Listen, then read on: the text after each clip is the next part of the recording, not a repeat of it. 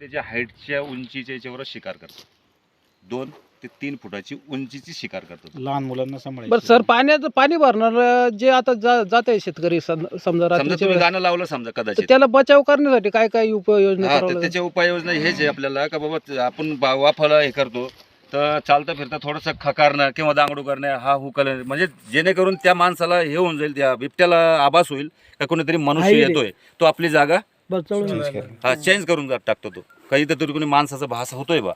किंवा मोबाईलवरती गाणे लावणे, मोबाईलवरती गाणे लावलं त्याला असं वाटतं की कोणी एकपेक्षा 2 तरी माणसं जास्त आहे.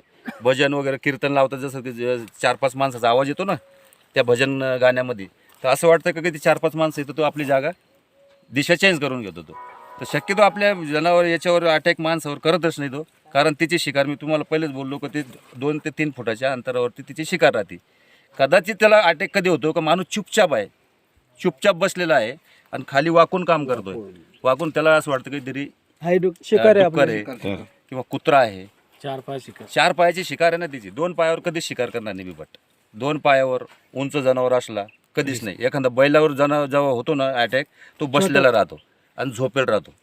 त्यावेळेस तो पाठीमागून येऊन फाटका मारतो, जसं वळला जनावर का तो नरडा धरतो, आणि नरडा धरल्यानंतर काय होतं का त्याला रक्तच निघतो. तर हे रुमाल जे उपरणं मी म्हणलं, जसं का रात्रीच्या वेळेस तुमचं उपरणं द्या इकडं, तसं हा उपरणं आपण गळ्यात असं करून बांधतो, फक्त असं टाका तुम्ही. कदाचित समजा आपल्यावरती हल्ला झाला आणि त्यानं धरलं तर तिची जबान इतकी सेन्सिटिव्ह राहते का तो लगेच सोडून देणार. वाचेल का त्याला हे उपरण्यामुळे जबान कपड्याचा लगेच सोडून देतो. कारण आजपर्यंत जेवढ्या बी घटना झालेल्या आहे, ज्याच्या गळ्यात उपरणा, दुपट्टा, साडीचा पदर हे पूर्ण वाचलेले आहे.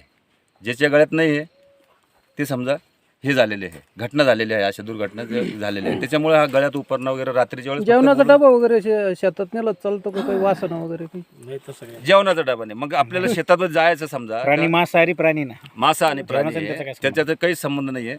दुसरी गोष्ट का तुम्ही शेतात समजा आपल्याला इथं नेहमी यावं लागतं, तर आपला टायर घ्यायचा, वेस्टेड टायर मोटरसायकलचा, आणि त्या टायराला थोडं तोडून घ्यायचं असं 4 बोटाचा, आणि त्याच्यामध्ये जिवंत आपल्या मिरच्या ज्या वाळलेल्या मिरच्या राहतात, लाल मिरची, त्या बुकटीने करायची, अख्ख्या मिरच्या भरायच्या त्याच्यामध्ये आणि एका साईडला लावून द्यायचं. म्हणजे ते कचवा अगरबत्ती सारखं जळत राहतो 1 ते 2 तास. त्याचा ठसका 1 ते 2 किलोमीटरमध्ये पसरतो, आणि त्या पसरल्यामुळे तुमचे रानडुक्कर, हरणी येणं बंद होतात. कारण रानडुक्कर 5 किलोमीटरपासून शोषण क्रिया राहते रानडुकराची. म्हणजे आपण काहीतरी मक्का पेरले, काहीतरी पेरलं समजा, त्या वासाने ते रानडुकरं येतात, आणि रानडुकरामुळे काय होतं, हा पाठीमागं त्यांच्या शिकारीसाठी येतो, खाद्यासाठी. त्यांच्या रानडुक्कर किंवा कुत्रे, भटकी कुत्रे यांच्यासाठी हा शिकारीसाठी येतो, आणि त्याच्यामुळे तो जवळ येतो. आणि माणूस कदाचित कामाला लागला का खाली वाकून आलं की त्यावेळेसच अटॅक होतो. पण अटॅकच्या अगोदर बचाव, कारण तो वन्य प्राणी कितीतरी म्हणला तर मुक्क जनावर आहे, तो समजू शकत नाही. पण आपण समजू शकतो का आपला स्वतःचा बचाव. म्हणजे चालता बोलता समजा, चालता आपण 2 बी असले तर गप्पा मारणे, जोरजोराने बोलणे, किंवा मोबाईलवरती सिंगल असले तर मोबाईलवरती बोलणे, हाच आपल्यासाठी बचाव आहे. आणि तसं आरडाओरडा करून त्याच्या पाठलाग करू नये. दिसलं ताबडतोब त्याच वेळेस कळवायचं की बाबा अशी घटना झालेली आहे, आपल्या इकडे कधी वन्य प्राण्याची काही शिकार झाली, त्याच वेळेस आम्हाला तात्काळ सांगा. त्यावेळेस आपण ट्रॅप कॅमेरे वगैरे काहीतरी असे लावू शकतो.